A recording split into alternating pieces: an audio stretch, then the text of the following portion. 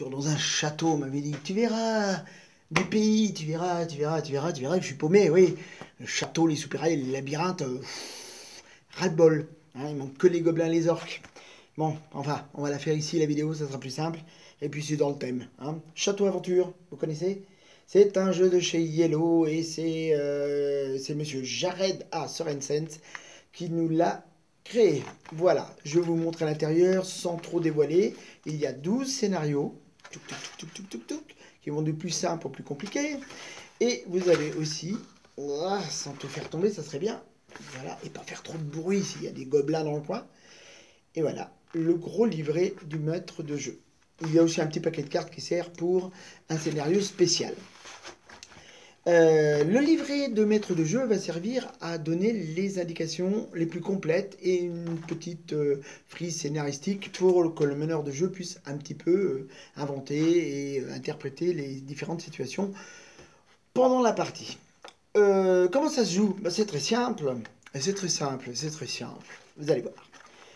Pour les plus vieux, ça va un petit peu vous rappeler des grands souvenirs d'une époque où les ordinateurs n'étaient pas comme maintenant, c'est-à-dire avec une tonne de graphiques et d'illustrations magnifiques, mais avec des scénarios complètement vides.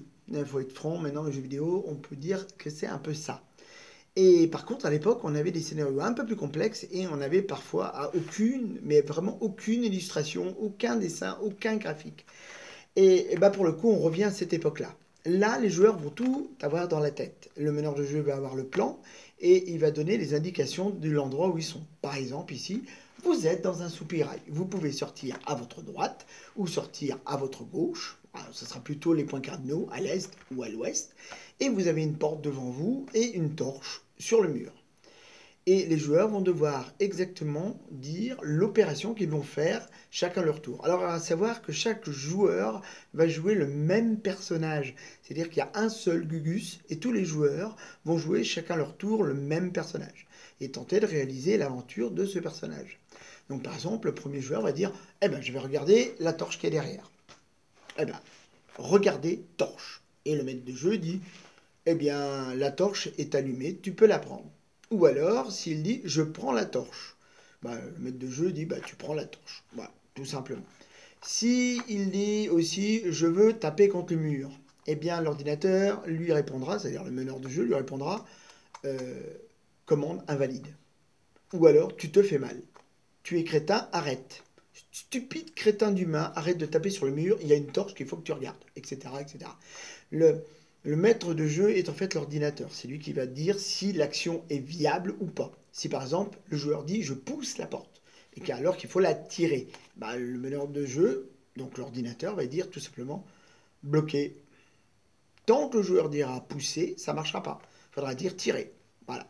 Bah, le concept, il est sur cette base-là. On pourra faire des sauvegardes, trouver différentes solutions pour réaliser les actions et les buts à atteindre de chaque aventure pour avoir le maximum dans le score de cette aventure.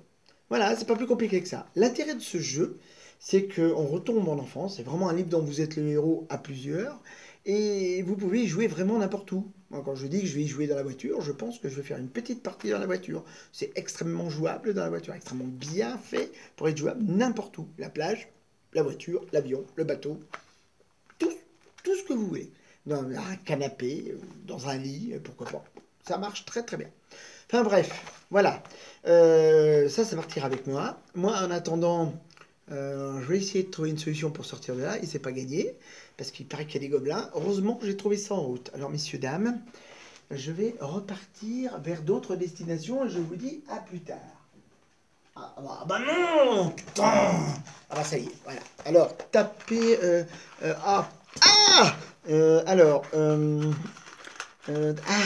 inventaire, allumette, gratter allumette. Chers amis du monde ludique, je vous dis à la prochaine.